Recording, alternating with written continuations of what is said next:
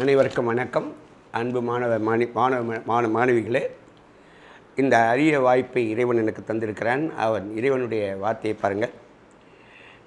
பயப்படாதே, நான் உன்னுடன் இருக்கிறேன். திகைக்காதே, நான் உன் தேவன்.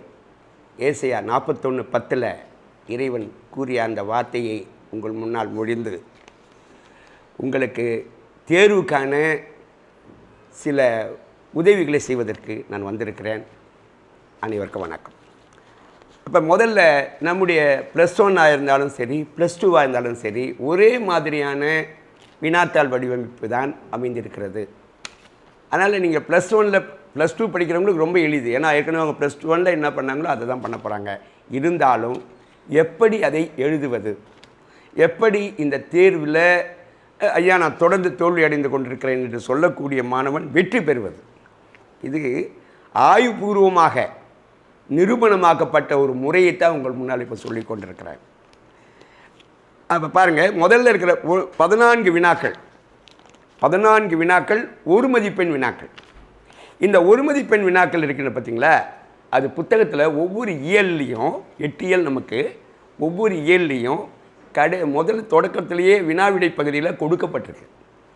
அந்த கொடுக்கப்பட்டிருக்கிற அந்த வினாவிடைகள், ஒரு மதிப்பெண் வினாவிடைகளை பளுவுள் தேர்க என்ற பெயரில் கொடுக்கப்பட்டிருப்பதை நல்லா படிக்கணும். ரெண்டாவது, இலக்கண தேர்ச்சிக்கொள் என்று ஒரு பகுதி. அதுலேயும் இது போல் சூஸ் த கரெக்ட் ஆன்சர், அதாவது சரியான விடையை தேர்ந்தெடு அப்படின்ற நிலையில் கொடுக்கப்பட்டிருக்க வினாக்களை தவறாமல் கட்டாயம் படிக்கணும். இதை ரெண்டும் நல்லா படிக்கிறது ரொம்ப எளிது. ஆக இதை சரியாக படித்தாலே உங்களுக்கு 14 மதிப்பெண்கள் கிடைத்துவிடும். அப்படியே உள்ளேருந்து கேட்டால் கூட பின்னால் இருக்கக்கூடிய வினாக்கள்லேருந்து 13 வினாக்கள் வரும். ஒன்று தான் புத்தகத்தில் உள்ளிருந்து வரலாம். ஆகவே பயப்படாதீர்கள், தாராளமாக படிக்கலாம். இரண்டாவதாக 15வது வினாவிலிருந்து 18வது வினா வரை செய்யுள் குருவினா, அதாவது உங்களுக்கு 4 வினாக்கள் கொடுத்துருப்பாங்க. பிரிவு 1ல் 3 வினாக்கள் நீங்கள் விடையளிக்கணும். அப்படி விடையளிக்கும் போது உங்களுக்கு 6 மதிப்பெண்கள் கிடைக்கும். சரி, என்னென்ன வினாக்கள் வரும், எவை அடிக்கடி வரக்கூடிய வினாக்கள், அதற்கான பேப்பர் உங்களுக்கு கொடுப்பாங்க. அதை நீங்கள் வாங்கி பார்த்தீங்கனாலே உங்களுக்கு எந்தெந்த வினாக்கள் வரும் என்பது +1க்கு தனியாக, +2க்கு தனியாக நான் கொடுக்க இருக்கிறேன். அதை பார்த்தப்போ எந்த பக்கத்தில் எத்தனையாவது வினாவாக, குறுவினாவாக அல்லது சிறுவினாவாக இருக்கிறது என்பதை அந்த பேப்பரில் நான் கொடுத்துருக்கேன், நீங்கள் பார்த்துக்கலாம். அடுத்தது அதே மாதிரி 19வது வினாவிலேருந்து 21வது வினாவுடைய உரைநடை குறுவினா, அதில் பார்த்திங்கன்னா 3 வினாக்கள் கொடுத்துருப்பாங்க. நீங்கள் 2 வினாக்கள் எழுதினா போதும். இதுலேயும் பார்த்திங்கன்னா 4 மார்க் நமக்கு கிடைக்கும். இது உரைநடை வினா. இப்போ செய்யுள்ள 3 வினாக்களும், உரைநடையில் 2 வினாக்களும், மொத்தமும் நீங்கள் 5 வினாக்களுக்கு 10 மதிப்பெண்கள். நீங்கள் 2 மதிப்பெண் வினாக்களை குறுவினாவிட பெற்றுவிடலாம். அடுத்தது பார்த்திங்கன்னா உங்களுக்கு பயிற்சிகள் எந்தெந்த பக்கத்தில் எந்தெந்த பயிற்சிகள் இருக்கிறது, எந்தெந்த பயிற்சியிலிருந்து எப்படி கேள்விகள் கேட்கப்படும், இதற்கான பேப்பர் உங்களுக்கு கொடுக்கப்படும். அந்த பயிற்சிகளை மட்டும் பார்த்திங்கன்னா 9 பயிற்சிகள் கொடுத்துருப்பாங்க. 9 வினாக்கள் பயிற்சிகளை கொடுத்துருப்பாங்க. அதில் 7 வினாக்களை நீங்கள் விடையளித்தால் போதும். 7 × 2 14 மார்க்.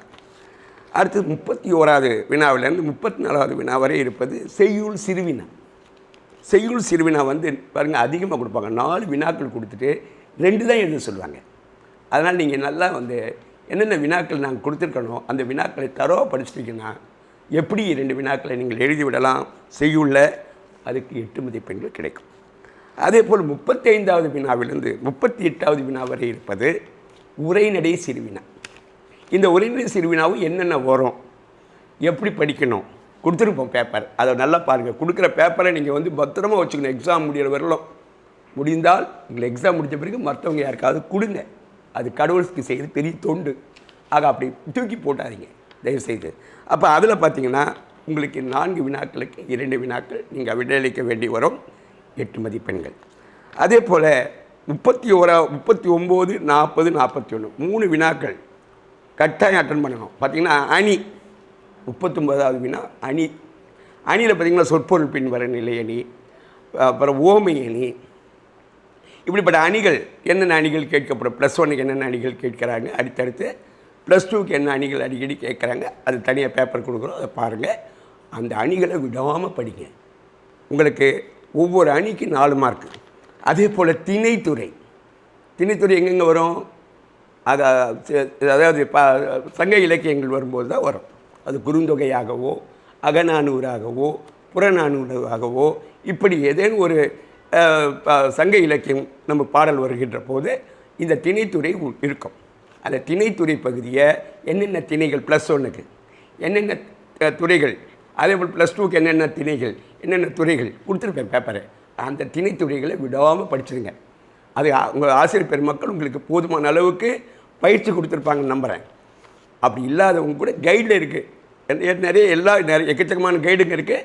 அந்த கைடில் உங்களுக்கு கொடுங்க. நான் உங்களுக்கு அனைவருக்கும் எளிதாக தமிழ் படிப்பதற்காக ஒரு சிறிய புதிய ஒரு கைடு ஒன்று நான் தயார் பண்ணி கொண்டிருக்கிறேன். அது மிக விரைவில் வெளிவரும். வந்தால் அத்தனை பேர் அதிக மதிப்பெண் பெறலாம்.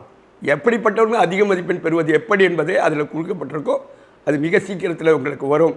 அது உங்கள் கைகளுக்கு கிடைக்கின்ற போது இங்கே அதிக மதிப்பெண்கள் பெறுவீர்கள். அது பார்த்திங்கன்னா அடுத்தது இலக்கிய நயம். ஒரு பாடல் கொடுக்கப்பட்டிருக்கோம். பாடல் நல்லா படிங்க. பாடலினுடைய முதல் எழுத்துக்கள், அதாவது ஒவ்வொரு வரியிலும் அந்த வரிக்குள்ளே இருக்கிற சொற்கள்லையும் சரி, அடுத்தடுத்த வரிகளில் இருக்கிற முதல் சொற்கள்லையும் சரி, முதல் எழுத்து ஒரே மாதிரி வந்தால் அது மோனை என்று சொல்லப்படும். அப்போ அடிகளில் வரக்கூடியது அடிமோனை என்றும், ஒரு வரிக்குள் வரக்கூடிய சொற்களில் முதல் எழுத்து ஒரே மாதிரி வருகின்ற போது அது சீர்மோனை என்று சொல்லப்படும். இதே போல் இரண்டாவது எழுத்து ஒன்றி வருவதை எதுகை என்பார்கள். கடைசியில் ஒரு பாடலினுடைய அடிகளின் கடைசியில் இருக்கிற சொற்களோ வரிகளோ அல்லது எழுத்துக்களோ ஒன்றி வந்தால் அது ஏய்பு என்று சொல்வார்கள். இந்த மோனை எதுகை ஏய்பு எழுதுங்கள். அடுத்தது சந்தநயம் என்று போடுங்கள். ஒரு பாடல் எழுதப்பட்டனா அது நல்ல சந்தம்னா ஒரு ரிதமிக்னு சொல்லுவாங்க. அப்போ ரிதமாக இருந்தால் தான் பாடல். ஆக அந்த மாதிரி பாடல்களில் சந்தநயம் போடுங்க. சிறந்த சந்தநயத்துடைய பாடல் அமைந்துள்ளது என்று எழுதினாலே போதும். அதே போல் சொல்நயம்னு போடுங்க. மிகச்சிறந்த சொற்களை பயன்படுத்தி கவிஞர் சிறந்த முறையில் பாடலை அமைத்துள்ளார். இதுவே போதும், வேறு ஒன்றும் தேவையில்லை. அழகாக 4 மார்க் கிடச்சிடும். அதை பார்த்துங்க. அதுக்கப்புறம் நமக்கு நெடுவினாக்கள். இந்த 30, 39, 40, 41 மாத்திரம் எதனா போதும். 3 நாள் 12 மார்க் பாருங்கள். அடுத்தது நெடுவினாக்கள். இங்கே தான் நிறைய பேருக்கு பயங்கர குழப்பம். நெடுவினா என்ன கேட்பாங்க, எப்படி கேட்பாங்க? கவலையே படாதீங்க. திருக்குறள் பார்த்திங்கன்னா 2 வகையான திருக்குறள் நமக்கு கொடுக்கப்பட்டிருக்கு. 2 செட்டாக கொடுத்துருப்பாங்க திருக்குறள். முதல் செட்டில் 2 கொஸ்டினும், ரெண்டாவது செட்டில் 2 கொஸ்டினும் இருக்கும். இந்த 4 கொஸ்டினை தரவாக படிச்சிட்டிங்கன்னா ஒரு நெடுவினா கட்டாயமாக வரும், திருக்குறள் நெடுவினா. அதில் நீங்கள் 6 மதிப்பெண்களை எளிதாக பெற்றுவிடலாம். அடுத்த துணைப்பாடம் என்று சொல்கின்ற போது என்னென்ன கதைகள் நாங்கள் கொடுத்துருக்குறோம், என்னென்ன கதைகள் வரும் என்று போட்டிருக்கிறோம். அந்த கதைகளை மட்டும் நீங்கள் தரவாக படிச்சுட்டே போதும். ஒரு 3-4 கதை தான், அது திரும்ப திரும்ப வந்து கொண்டே இருக்கும். அந்த 4 கதைகள் படிச்சுன்னா ஒரு கதை வந்துடும், 6 மார்க்கு. பிறகு பாருங்கள் உரைநடை நெடுவினா. உரைநடை நெடுவினா அதே போல் தான். உரைநடை பகுதியிலேருந்து என்னென்ன கேள்விகள் கேட்கப்பட்டு கொண்டிருக்கிறது தலைப்பை போட்டிருக்கேன். செய்யுள், உரைநடை, துணைப்பாடம் தலைப்பு போட்டு வினாக்கள் கொடுத்துருக்கேன். அதை மட்டும் நல்லா படிங்க. மற்றது படிங்க வேணாம்னு சொல்ல, எல்லாத்தையும் படிங்க. உங்கள் ஆசிரியர்கள் எல்லாத்தையும் படிக்க சொல்லுவாங்க, அதே மாதிரி நீங்கள் எல்லாத்தையும் படிங்க. இதை கொஞ்சம் நல்லா படிங்க, அவ்வளோதான். இது ரிப்பீட்டட் கொஸ்டின்ஸ், அவ்வளோதான். கடந்த ஒரு 5 ஆண்டுகளாக திரும்ப திரும்ப கேட்கப்படுகின்ற வினாக்களை மட்டும் நான் தொகுத்து கொடுத்துருக்கிறேன். அதை நீங்கள் நன்றாக பார்த்து கொண்டால் நிச்சயமாக ஒன்று வந்துவிடும். நீங்கள் அந்த 18 மதிப்பெண்ணும் பெற்றுவிடலாம். கடைசியாக வருவது நமக்கு மனப்பாட பகுதி. அதில் 2 வகையான மனப்பாடம். ஒன்று 4 வரி ஒன்று ஒரு திருக்குறள் கொடுக்கப்பட்டிருக்கும். திருக்குறள் வந்து பெரும்பாலும் இறுதியை கொடுப்பார்கள். ஒரு திருக்குறளுடைய கடைசி சொல்ல கொடுப்பாங்க. தலை என முடியும் திருக்குறள், புரியுதா? இது மாதிரி கேட்பாங்க. அப்போ நீங்கள் திருக்குறளில் தொடக்கம் முடிவுகள் நன்றாக படித்துக் கொள்ளுங்கள். குறைந்தளவு தான் திருக்குறளில் இருக்குது. தமிழர்கள் கட்டாயம் படிக்க வேண்டிய ஒரு நூல் திருக்குறள். ஆக அந்த திருக்குறளை நீங்கள் நல்லா 10 திருக்குறள் தான் அதிகம், அது கூட படிக்கலன்னு என்ன பண்ணுறது? அதை படிச்சுருங்க. படிச்சுட்டு அந்த திருக்குறளை பார்த்துங்க. 4 வரி பாடல்கள், ஒரு 10 வரி 5 வரி இருக்கிறதுலாம் வராது. 4 வரி இருக்கிற மாதிரி பாடல்கள் எது ஏதோ அதை நாங்கள் மென்ஷன் பண்ணியிருப்போம். நீங்கள் பாருங்கள், பேஜ் நம்பர் பாருங்கள். அந்த பகுதிகளை நல்லா படித்து ஒப்பிச்சு எழுதி பார்த்துருங்க. பிழை இல்லாமல் பண்ணுங்கள். வெற்றி உங்களுக்கு தான், யாருக்கு சந்தேகமே கிடையாது. நீங்கள் அத்தனை பேரும் 100க்கு 100 பெற வேண்டும் என்று நான் விரும்புகிறேன். நிச்சயமாக பெறுவீர்கள் என்று நம்புகிறேன். எல்லாம் வல்ல இறைவனை வேண்டுகிறேன். நன்றி, வணக்கம்.